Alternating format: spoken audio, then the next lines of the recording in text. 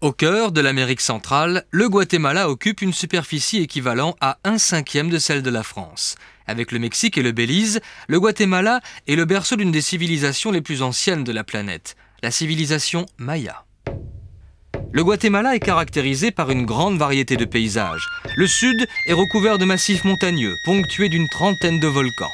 Les plaines s'étendent principalement sur la partie nord du pays, où elles sont recouvertes de jungle. D'autres plaines mènent l'une à la côte Caraïbe, l'autre à la côte Pacifique. 1000 ans avant Jésus-Christ, le peuple Olmec était à l'origine d'une civilisation qui influencera profondément celle des Mayas. Ceux-ci développèrent à un très haut niveau les arts, les sciences, l'écriture, la manière d'exercer le pouvoir, l'architecture. Puis vinrent 3 siècles de domination espagnole et l'indépendance obtenue par les armes en 1821. Population 11 millions d'habitants, dont plus de 60% d'Indiens.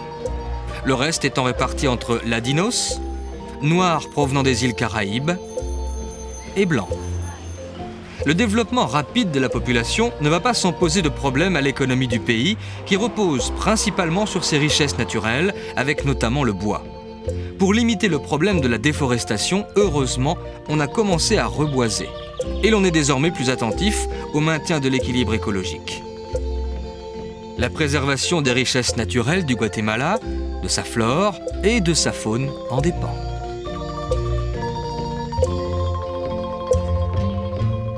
Le maïs est un des points forts de l'agriculture guatémaltèque, avec la banane, le café et la canne à sucre. Autre ressource naturelle du pays, le pétrole, que l'on ne se presse pas outre mesure d'exploiter. Création d'industries, réalisation d'infrastructures, développement et amélioration du réseau routier et de tous les moyens de communication, la modernisation au sens large est une des conditions essentielles de la marche vers l'avenir pour ce pays au passé bien présent qu'est le Guatemala.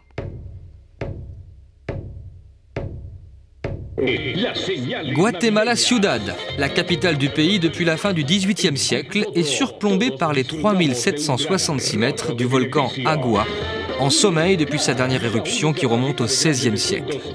Perchée à 1500 mètres d'altitude, la ville est conçue en damier. La Plaza Mayor, le cœur historique, est dominée par la cathédrale Metropolitana, achevée en 1865.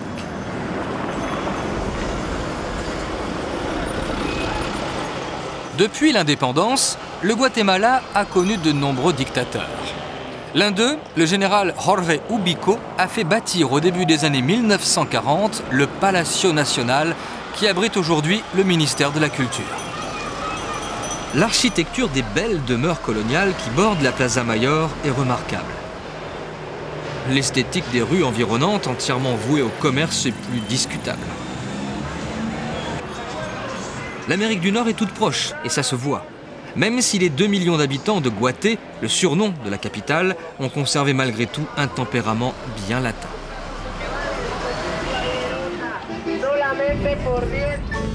À l'opposé du quartier historique, s'étend avec le quartier de la Reforma une zone moderne consacrée au commerce international, aux banques et aux grandes entreprises étrangères.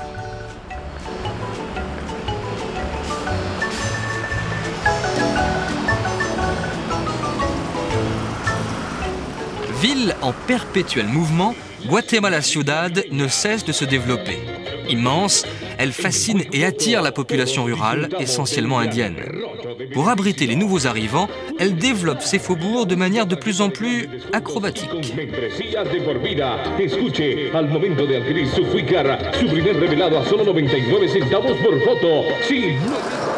Les Indiens se retrouvent au marché de Guatemala Ciudad pour vendre ou échanger une bonne partie des produits des régions centre et sud du pays.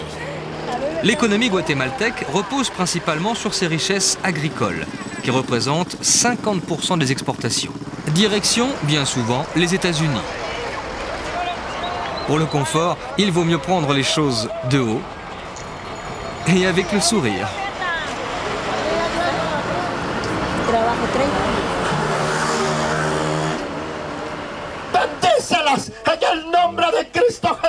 Au marché, comme partout ailleurs, la religion a sa place et se fait entendre. La majorité de la population est catholique, le reste protestant. Et les croyances mayas cohabitent avec le christianisme. Un grand moment du culte catholique, les cérémonies de la Semaine Sainte. Dès le dimanche des Rameaux, la cathédrale lance les festivités qui auront lieu dans tout le pays. Organisées avec soin par les puissantes confréries religieuses, les processions suivent toutes le même modèle. Des encensoirs, un char surmonté du Christ ou du saint patron de l'Église, une fanfare qui ponctue d'une musique lancinante la marche des pénitents supportant leurs lourdes charges.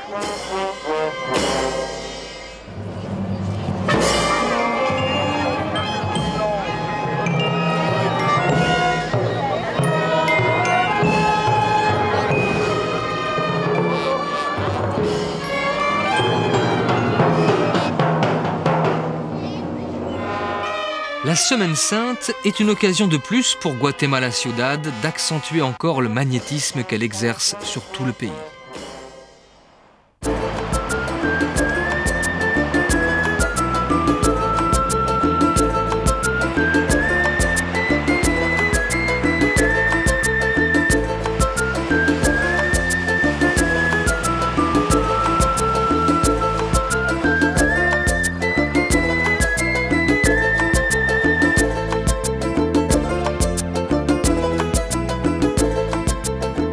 À 100 km au nord de la capitale, au milieu des montagnes couvertes de pins de la Sierra de las Minas, on étudie l'un des phénomènes les plus étonnants de la faune guatémaltèque, le quetzal. Oiseau emblème pour le Guatemala, le quetzal ne se laisse pas facilement observer. De longues années durant, la scientifique Marie-Claire País a multiplié les recherches. Oui, le quetzal se trouve au Guatemala dans les forêts nuageuses qui sont d'assez difficile accès. Donc c'est en général la limitation pour pouvoir les voir facilement. Néanmoins, il y a certains endroits qui ont été habilités pour le tourisme, pour que le touriste puisse aller le voir assez facilement. Et de même au biotope du quetzal qui se trouve sur la route à Coban, au long d'une route goudronnée, où aussi on peut voir le quetzal dans certaines époques de l'année. Le quetzal est une espèce en voie de disparition. C'est une espèce avec une distribution très limitée à niveau mondial, du sud du Mexique jusqu'au nord du Panama, dans un genre d'écosystème très limité, la forêt nuageuse, qui se trouve uniquement dans les parties les plus hautes des montagnes. Et c'est le genre d'écosystème qui est très menacé par la déforestation. Honoré par les Mayas qui utilisaient ces magnifiques plumes pour leur parure, le quetzal est depuis très longtemps un des symboles du pays. On retrouve d'ailleurs sa silhouette colorée partout, aussi bien sur les tissages qu'au bord des routes. Le quetzal peut être associé à une marque d'essence ou à des activités plus ou moins mercantiles. Le quetzal a aussi donné son nom à la monnaie nationale. Il est donc omniprésent sur les innombrables marchés du pays, comme celui de Tactic, un petit village représentatif de la région des Indiens Quechí. Sourire des vendeuses, haricots destinés à l'élaboration de nombreux plats relevés par des piments, fleurs tropicales, fantaisie et caractère, on y retrouve toutes les saveurs du Guatemala.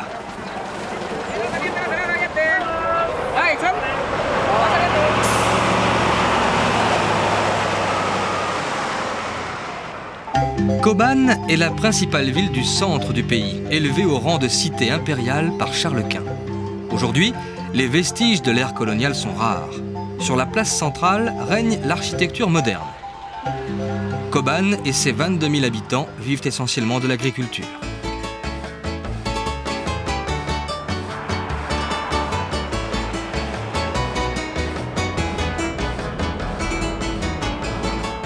La route de l'Atlantique traverse tout l'est du Guatemala pour rejoindre l'océan et Puerto Barrios. À 210 km de Guatemala Ciudad, le site de Quirigua est un extraordinaire ensemble de stèles mayas inscrits par l'UNESCO au patrimoine mondial de l'humanité. Érigées à partir du 5e siècle après Jésus-Christ, au centre d'une cité aujourd'hui disparue, les stèles de grès illustrent le règne du grand monarque bâtisseur Cialcahuac. La plus grande mesure près de 11 mètres, dont 3 sont encore enfouis dans le sol. Elle ne pèse pas moins de 60 tonnes et ses motifs sont admirablement conservés. Une acropole s'étend au sud de la grande place des Stèles. À la fois palais royal et temple dédié aux cérémonies religieuses, elle était parfois le théâtre de sacrifices humains. Au pied des marches, des rochers sculptés racontent les événements qui ont marqué la dynastie royale de Quirigua. La côte atlantique présente un visage du Guatemala bien différent de celui du monde maya. À Livingstone, bourgade de 5500 habitants, la population est principalement noire ou garifuna. Les garifuna, un peuple métissé au sang à la fois indien et africain, jadis installé sur l'île de Saint-Vincent.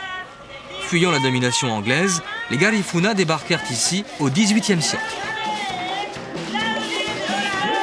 La langue garifuna est un étrange mélange de mots espagnols, indiens et africains. Petit commerce, pêche et tourisme assurent les revenus d'un peuple qui puise aussi son originalité aux sources de la musique rasta, toujours influencée par Bob Marley.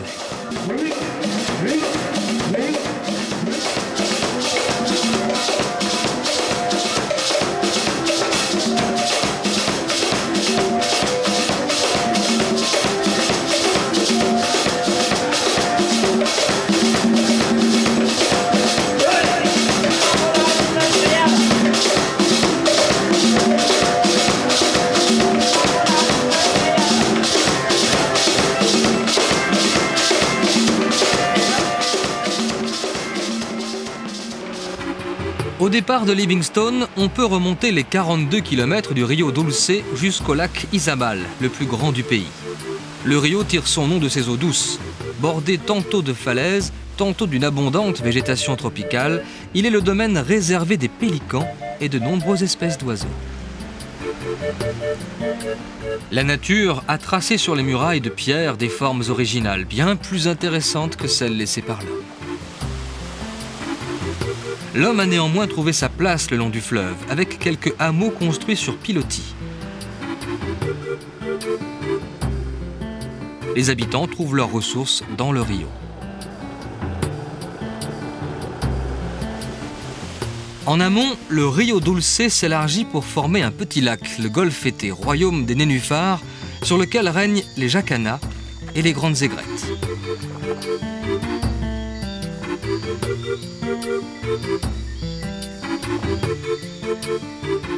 La mangrove et ses palétuviers aux racines aériennes cernent le Golfete, véritable réserve naturelle pour les cormorans, les aigrettes et les grands hérons blancs. Point stratégique pour le commerce entre l'Amérique centrale et l'Europe, le Rio Dulce méritait d'être protégé. Avec le Castillo San Felipe, les Espagnols ont pu pendant des années empêcher les pillages par les pirates du Rio Dulce et du lac Izabal. Mais le château a tout de même été détruit et reconstruit plusieurs fois, car les pirates ont tout fait pour aller plus loin, vers le lac, pour s'attaquer aux richesses des conquistadors. C'est comme ça.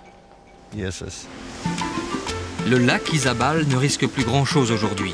Et c'est en toute sécurité par un pont moderne que l'on franchit le Rio Dulce pour pénétrer à l'intérieur des terres. Direction le nord.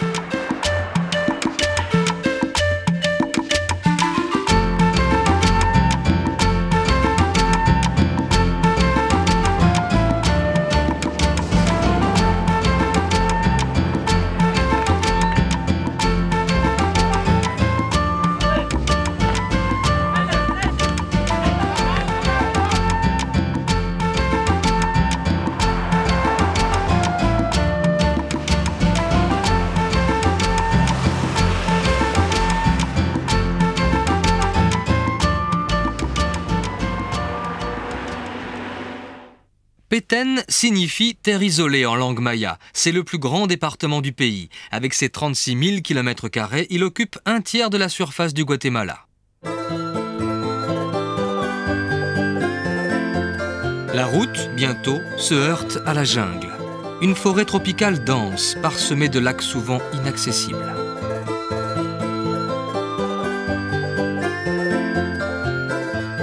Le lac Petén Itzá est le plus grand de la région, le deuxième du pays, 30 km de long sur 6 dans sa plus grande largeur. Sur la rive sud-ouest s'étend la principale agglomération du Petén, Santa Elena, reliée par un pont à sa petite sœur, Flores, bâtie sur une île. Chef-lieu du département, Flores a été construite sur les ruines d'une ancienne cité maya, détruite par les Espagnols. L'église et le kiosque de la place centrale dominent une colline parcourue par les rues pavées de la petite ville de 2000 habitants. Les références au passé maya du site sont partout, même sur les vieilles maisons coloniales qui sont sans rival dans la région. Flores vit essentiellement du tourisme, ce qui ne perturbe pas les habitants. Au contraire, cela leur permet de regarder l'avenir avec sérénité, car ils savent que la petite cité colorée ne perdra pas ses attraits de sitôt.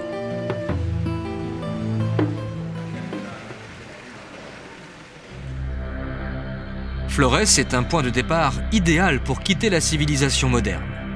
Au-delà de Flores commence l'immersion dans les mystères de la jungle et le passé envoûtant du pays.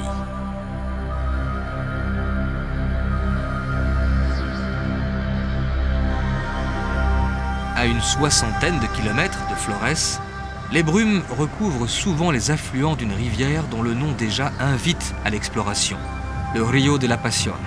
En serpentant au cœur de la forêt tropicale, la rivière mène à une région sauvage qui a vu naître la civilisation maya. Aguateca, c'est d'abord un formidable laboratoire végétal où la nature a donné libre cours à sa créativité.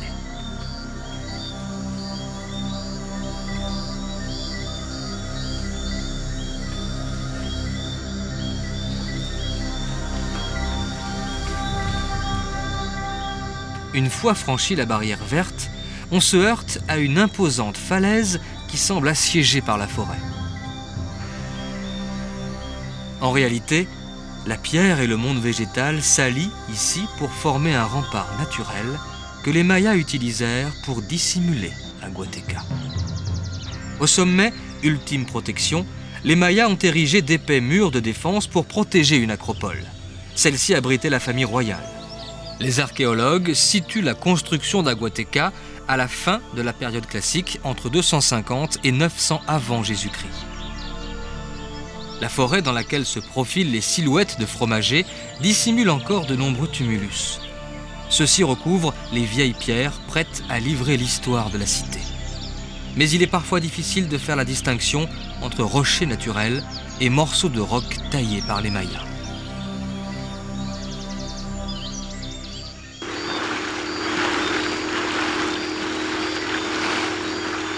La jungle du Petén abrite les espèces animales par centaines.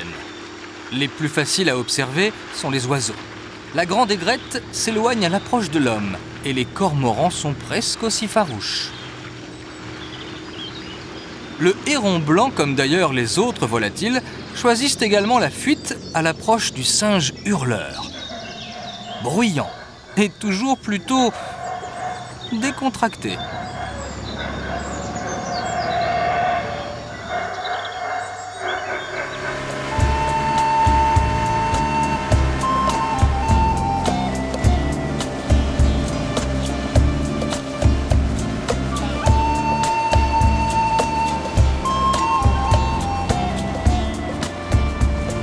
Sayacche est la principale ville sur le Río de la Pasión.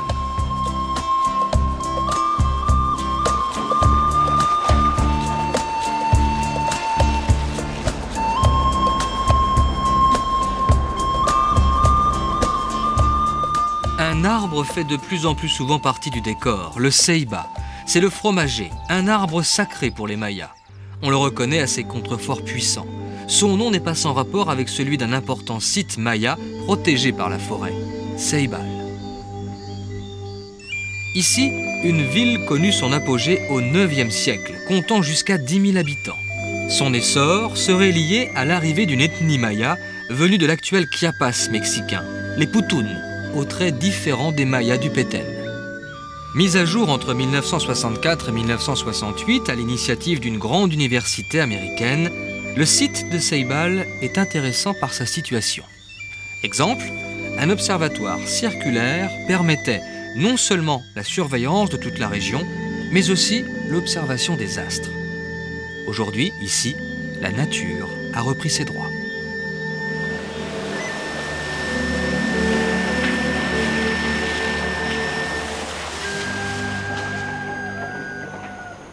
Mais il est un autre trésor que l'homme a, il n'y a pas si longtemps, arraché à la nature. Tikal, le site maya le plus prestigieux du Guatemala. Haute de 44 mètres, la pyramide du Grand Jaguar fut terminée sous le règne d'A Cacao en l'an 733. Dénommée par les archéologues Temple 1, cette pyramide funéraire domine la place centrale et l'acropole nord, qui font partie d'un vaste ensemble d'une centaine de constructions superposées. L'ensemble servait de palais au roi et de lieu de cérémonie. Face au temple 1, le temple 2 est une autre pyramide funéraire de 38 mètres de haut, dédiée à la femme d'A Cacao, Douzara. Les pyramides de Tikal, longtemps englouties dans une jungle extrêmement dense, ne furent découvertes qu'en 1848. La plus élevée d'entre elles, dite Temple 4, culmine à 70 mètres.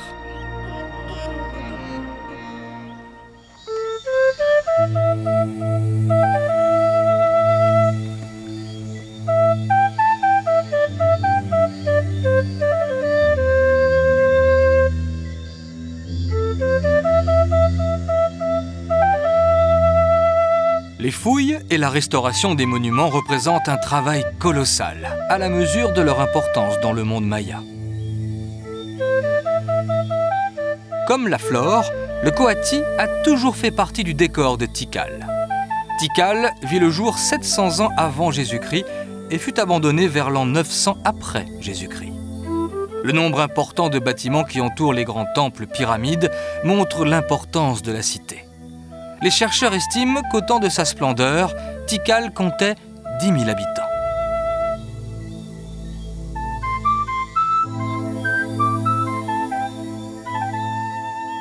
Grandes pattes de jaguar, ciel orageux ou double rayon de lune.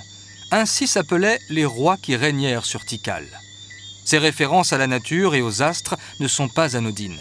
En effet, chez les Mayas, la personne du roi constitue le centre de l'univers. C'est autour de lui que s'organisent les puissances cosmiques, les esprits et même les dieux. Seul site au monde à avoir été classé par l'UNESCO à la fois au patrimoine culturel et au patrimoine naturel de l'humanité, Tikal est loin d'avoir livré tous ses secrets. La jungle est immense et le rayonnement de Tikal s'étendait bien au-delà des limites du Petén.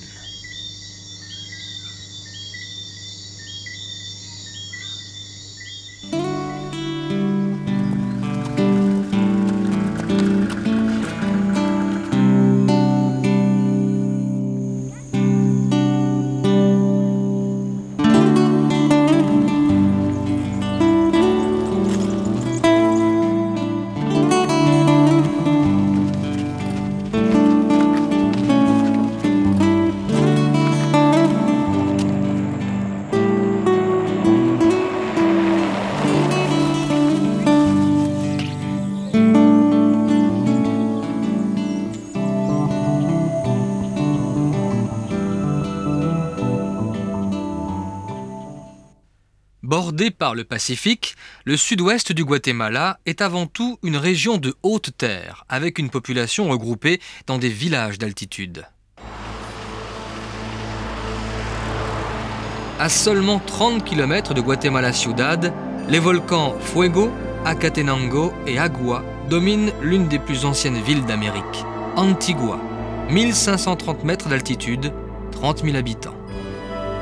Antigua fut la capitale du pays entre les 16e et 18e siècles. Elle céda ce rôle à Guatemala Ciudad à la suite d'un tremblement de terre qui la détruisit en grande partie. Malgré cette catastrophe et bien d'autres séismes, Antigua a tout de même conservé un remarquable ensemble de bâtisses coloniales.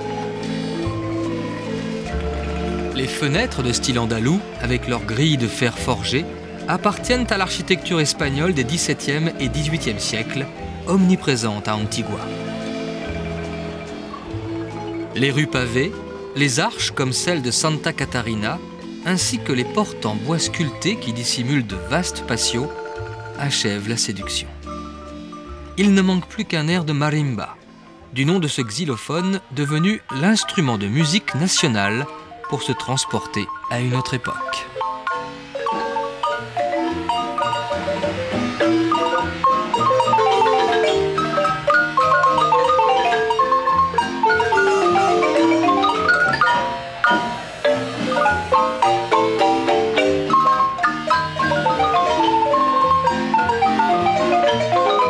Antigua respecte les traditions, comme celle du marché, avec son lot de tissus bariolés aux colorations indiennes, et aussi, bien entendu, celle de la sieste. Au cœur de la ville se dresse la cathédrale de Santiago, érigée en 1542 et endommagée à de nombreuses reprises par les secousses telluriques. La cathédrale domine le parc central, lieu de rencontre parfois incongru. Les galeries du Palais des Capitaines, ancienne demeure des représentants espagnols pour toute l'Amérique centrale, font face à celle du Palais de l'Hôtel de Ville. L'église de Santa Clara date de 1734. Elle n'est que l'un des innombrables établissements religieux de la ville. Comme souvent à Antigua, l'église précède un couvent doté d'un cloître et d'une fontaine.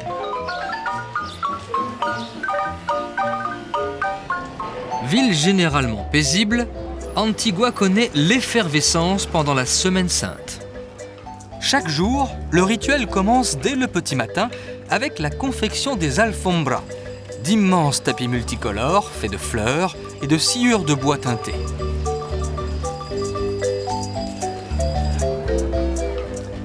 La moindre ruelle se pare de ces œuvres d'art qui s'étalent parfois sur plusieurs dizaines de mètres.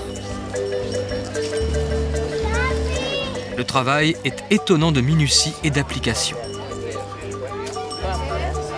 Un peu d'eau pour maintenir la stabilité de l'ensemble et le décor est prêt pour les cérémonies. Vient ensuite l'heure des grandes processions. Elles partent des différentes églises d'Antigua pour effectuer tout au long de la journée un interminable tour de ville. Chaque église a un saint patron, installé sur une plateforme de bois, portée par les membres de la confrérie religieuse qui lui est consacrée. L'effort est important et des relais sont prévus tout au long du parcours. Les alfombras sont des œuvres éphémères. Sous les pas des pèlerins, elles s'estompent rapidement. Peu importe, ce sont des offrandes aux saints. Et elles seront renouvelées dès le lendemain matin pour le passage d'une nouvelle procession.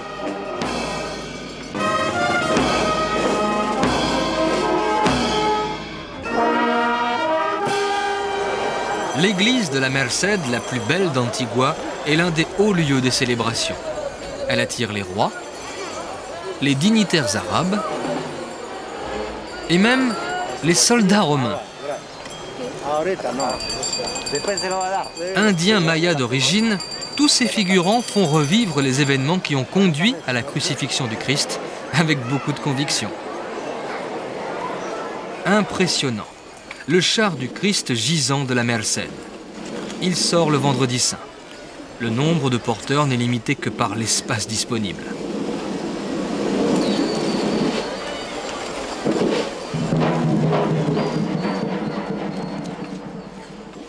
Il n'y a pas de place pour les retardataires. Le parc central d'Antigua est noir de monde à l'heure fatidique de la crucifixion. C'est la dernière étape douloureuse avant de célébrer la résurrection le dimanche de Pâques.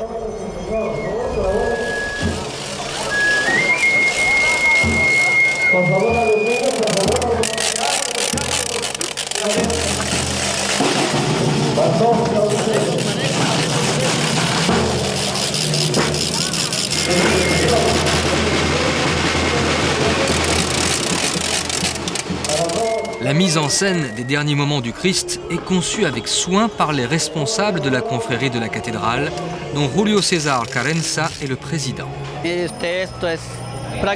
Les fêtes de la Semaine Sainte sont véritablement légendaires. Les processions se déroulent en fait depuis des siècles, depuis la conquête espagnole. Elles impliquent le travail non seulement des habitants d'Antigua, mais aussi celui de tous les villages de la région. Une dizaine de confréries s'en occupent pendant toute l'année. 25 000 à 30 000 personnes y participent, dont 90% des habitants d'Antigua. Les porteurs se comptent par centaines et la plus importante procession compte même 1200 à 1300 porteurs. Longtemps réservé aux hommes, même jeunes, la possibilité d'honorer les saints concerne désormais aussi les femmes. Car elles ont aujourd'hui leur propre char qu'elles portent avec la même dévotion que les hommes.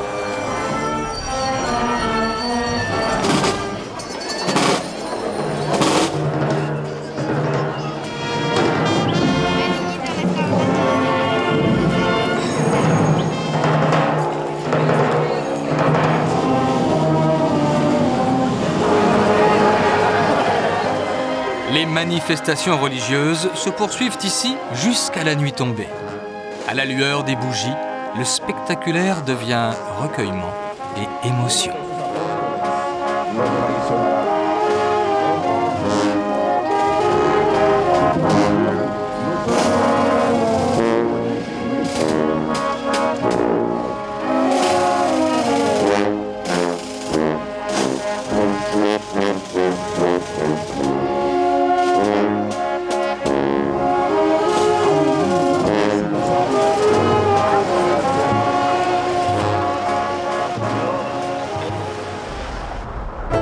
La région d'Antigua est l'une des plus riches du pays, grâce notamment à l'agriculture et à l'artisanat. Ici, les villageois perpétuent les traditions du tissage que l'on retrouve dans la confection de vêtements très colorés, les huipil. Chaque hameau a ses couleurs et ses motifs de prédilection. L'on peut ainsi reconnaître l'origine de chaque Indien guatémaltèque. C'est dans le village de San Antonio Aguas Calientes que l'on trouve les artisans les plus réputés. Tout notre travail est minutieux, fait entièrement à la main. J'ai appris à tisser depuis mon enfance, depuis l'âge de 7 ans. C'est bien sûr ma mère qui m'a tout appris. Nous n'avons pas besoin d'apprendre la technique, nous la connaissons, c'est tout. Les thèmes qui nous inspirent sont très nombreux. Il y a par exemple la vie de la rue, les volcans, le quetzal, l'oiseau symbole du Guatemala, la récolte du café, beaucoup de choses. Le café, c'est l'autre grande spécialité de la région d'Antigua. On le cultive sur des milliers d'hectares. La récolte s'effectue de novembre à mars, toujours manuellement. 5 mois durant, les paysans se dépensent sans compter pour remplir le plus de sacs possible qui seront achetés au poids par des intermédiaires. La pesée terminée, le nombre de quetzals ne compense pas toujours la rudesse du travail. Les fruits du caféier, que l'on appelle cerises, font étape dans les bénéficios, des exploitations appartenant aux grands propriétaires terriens. Là, le café est trié, lavé, séché, avant de repartir dans les usines de torréfaction et finir sur les tables d'Amérique du Nord ou d'Europe. Au Guatemala, la production de café est l'une des plus importantes sources de revenus du pays. Ici, il y a environ 5000 plantations de café. Les caféiers sont des arbres qui ont beaucoup de feuilles. C'est une des raisons pour lesquelles le Guatemala est un des poumons de la planète, vu la production d'oxygène qui se fait en parallèle de la production de café. Chaque année, nous vendons à l'étranger 5 millions de tonnes de café, ce qui en fait le premier produit d'exportation du pays. Nous produisons notre café en moyenne altitude, mais aussi sur les flancs des montagnes et des volcans. Les volcans, comme l'Acatenango ou le Fuego, toujours actif, ont façonné les paysages de la région.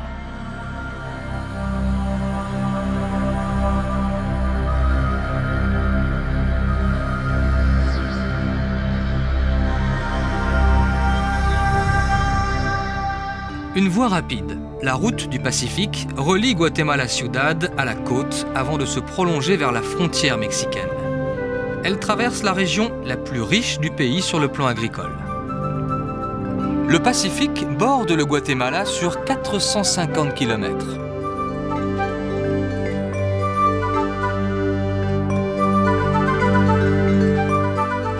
Principale source de revenus de la région, la pêche, complétée depuis quelques années par une activité plus moderne et pour l'instant marginale, l'aquaculture. Celle-ci se pratique dans la région portuaire de Puerto Quetzal.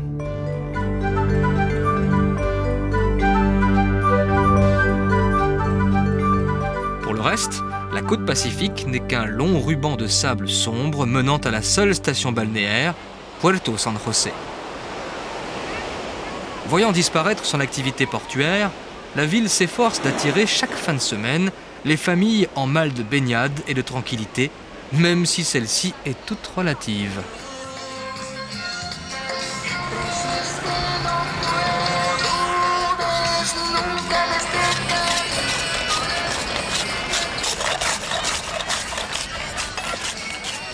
Puerto San José peine à attirer les amateurs d'océan, moins en raison des requins que de la force des vagues.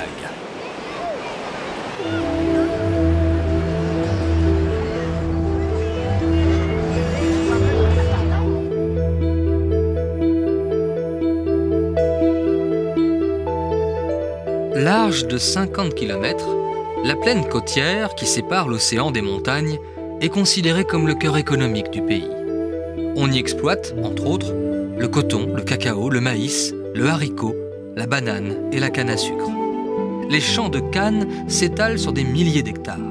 Ils s'embrasent de manière très contrôlée au moment de la zafra, la récolte, qui a lieu entre novembre et avril.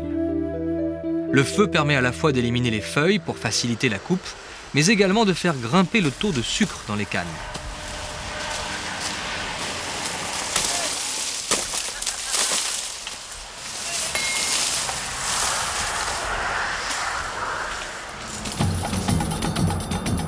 L'incessant balai des camions lourdement chargés s'achève dans les ingenios, les usines de production de sucre qui fonctionnent souvent 24 heures sur 24.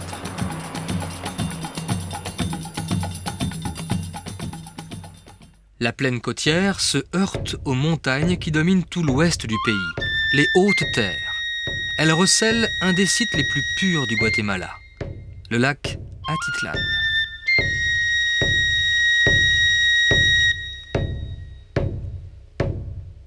Un phénomène volcanique est à l'origine du lac qui occupe une caldeira, le cratère d'un volcan effondré.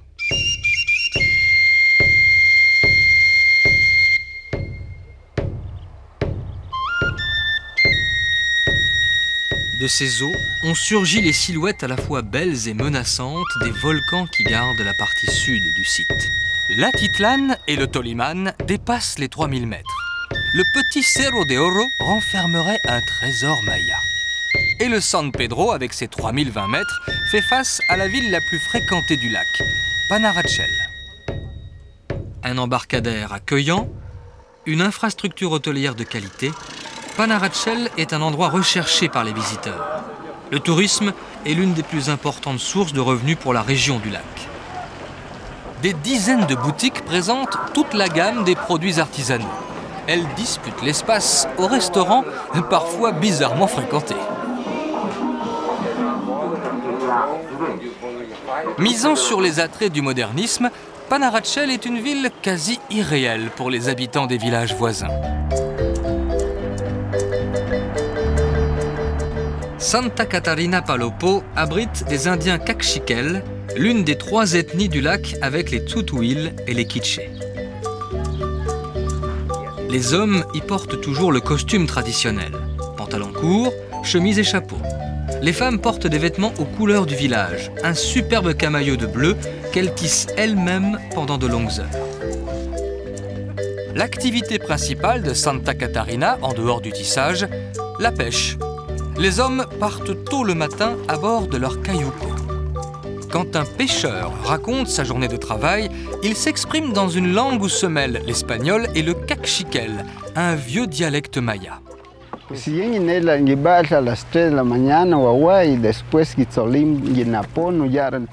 Je pars pêcher dès 3 heures du matin. J'installe le matériel, en fait une simple ligne sur laquelle il y a des appâts et qui me permet, pendant 3 à 4 heures, de prendre des poissons. Mais j'attrape aussi des crabes qui se vendent très bien. En fait, je travaille surtout le matin, car l'après-midi, il y a trop de vent. Je travaille comme ça 4 à 5 jours par semaine. Si la pêche est l'activité principale de Santa Catarina, un village tout proche, San Antonio Palopo, s'est spécialisé dans une toute autre activité, la culture en terrasse.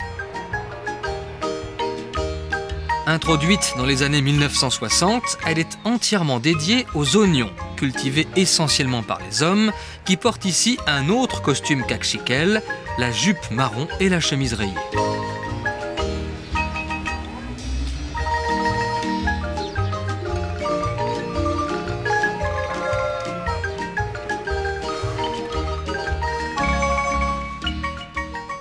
À l'extrémité sud du lac, Santiago Atitlan est le fief des Mayas Tsutuil, dont les costumes, tant féminins que masculins, sont d'une grande richesse.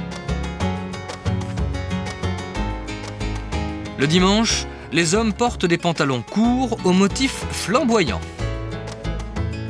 Autre grande spécialité de Santiago, Mashimon. Ce mannequin de bois est en fait un saint peu orthodoxe qui ferait le lien entre les divinités mayas et le Judas de l'Évangile. En échange de cigares dont il est friand, ou plus simplement d'argent, Mashimon prodigue aide et protection. Connu pour être le centre spirituel de la région, Santiago Atitlan compte des dizaines d'écoles religieuses et de nombreuses sectes, tout en restant fidèle à la culture maya. Car le lac ne peut se départir de ses traditions et de ses légendes. Celles-ci s'insinuent à l'abri des grands volcans, jusque dans les roseaux, les toules en langue maya, balayées par le chocomil. Elle raconte que ce vent redoutable sortirait de la bouche d'un géant malfaisant caché dans les eaux du lac.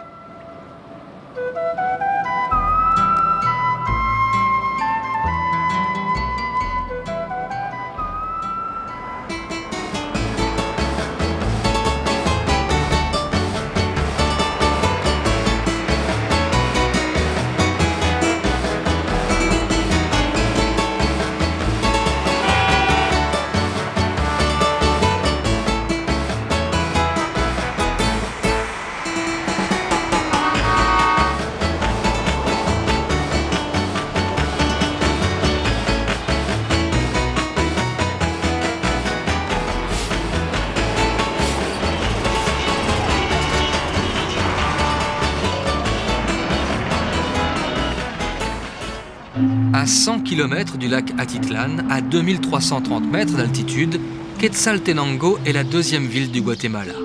La ville doit son essor à celui du café, à la fin du 19e siècle. Les propriétaires terriens y firent construire des bâtiments de style néoclassique comme le théâtre municipal, le temple de Minerve, déesse de l'intelligence, ou l'hôtel de ville dont la décoration raffinée apparaît incongrue dans ce rude pays de montagne.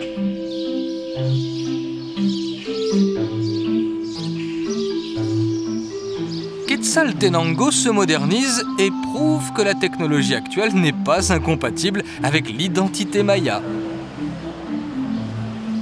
Il en va de même pour la cuisine. Alors, des haricots, des saucisses et chorizo. Là, ce sont des haricots sautés, de la viande marinée, du tacos de bœuf, du jambon et du chili pour accompagner la nourriture.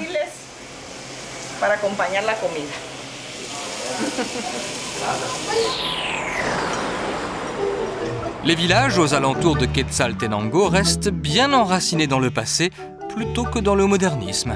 À Almolonga, c'est la culture maraîchère qui fait partie de l'histoire. Fruits et légumes y sont cultivés sur un bel ensemble de micro-parcelles souvent baignées par le soleil. Le secret d'une production abondante, l'irrigation à l'aide de l'eau provenant de la rivière Salama.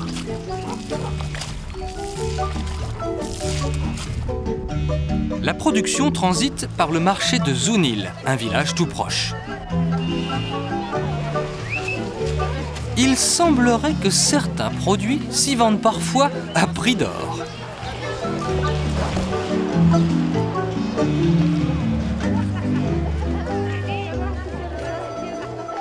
Autre village, autre richesse.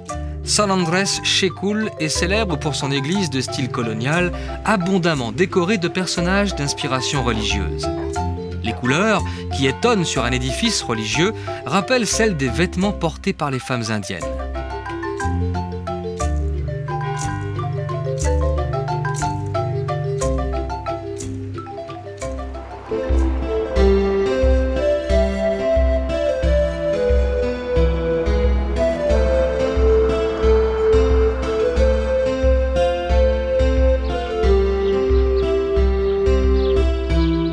À 2000 mètres d'altitude, Chichicastenango est la ville phare des Indiens Quiché. Elle est cernée de pins sous lesquels poussent les orties qui lui ont donné son nom, les Chichicastés. Pascualabar, la pierre de Pascal, est installée sur une colline surplombant la ville. Elle est honorée par les prêtres indiens qui prolongent les rites mayas. Devant cette pierre mal dégrossie, ils invoquent les esprits les plus divers, font même appel aux saints catholiques, brûlent de nombreux cierges et déversent des flots d'alcool de canne pour régler les problèmes de leurs fidèles. Chichicastenango est au cœur de l'histoire du pays, notamment avec la tradition des masques. Voici le masque de Tekun Uman, le roi Quiché, qui est utilisé pour la danse de la conquête. Tekun fut tué alors qu'il luttait contre le conquistador Pedro de Alvarado. D'après la légende, un quetzal se posa sur sa poitrine ensanglantée. Les quetzals, depuis, ont le ventre rouge.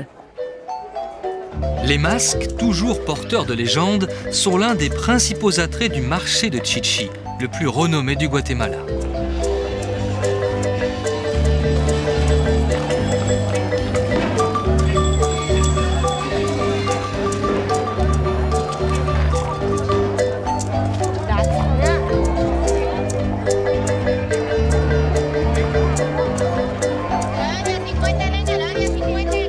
Une fois par an, la foule se fait encore plus nombreuse pour assister à de grandes festivités.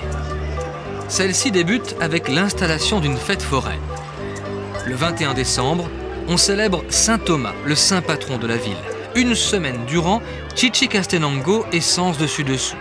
La fièvre monte de jour en jour, surtout aux abords de l'église qui porte le nom du saint. Les regards se figent. C'est la danse de San Miguel, dite du palo volador, du poteau volant. Les danseurs grimpent en haut d'un immense mât. C'est un défi à la fois religieux et physique qui les attend. Le mât est en effet installé sur un ancien temple maya, juste en face de l'église, symbole de la religion catholique. Retenus seulement par une corde qui se déroule, les danseurs dessinent sur fond de ciel des courbes de plus en plus larges.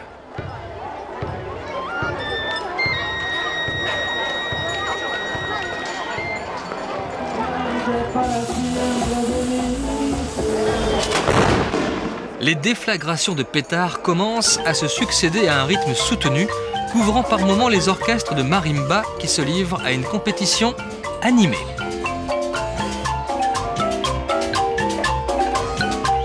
Un autre rassemblement populaire, et revoici les masques. C'est la fameuse danse de la conquête qui a pour but de se moquer, de manière bon enfant, des conquistadors. Engoncés dans des costumes tape à l'œil, même s'ils sont chaussés 21e siècle, les conquistadors avancent par mouvements chaotiques. Le but est de tourner en dérision ces dangereux personnages. La danse du petit cheval, exécutée par un membre d'une confrérie, n'est pas non plus de tout repos. Elle donne néanmoins le signal, à grand renfort de pétards, du dernier acte de la fête. La grande procession des 14 saints. Au milieu des fumées répandues par les encensoirs, ceux-ci arpentent les rues de Chichicastenango. Ils ouvrent la voie au protecteur de la ville, Saint Thomas d'Aquin.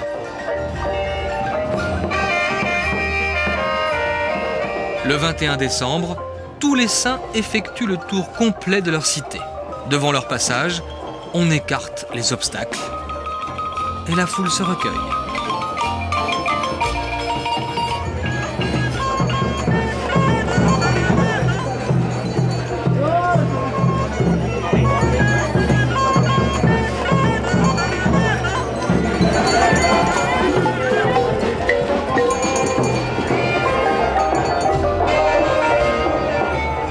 procession s'achève aux premières heures de la nuit.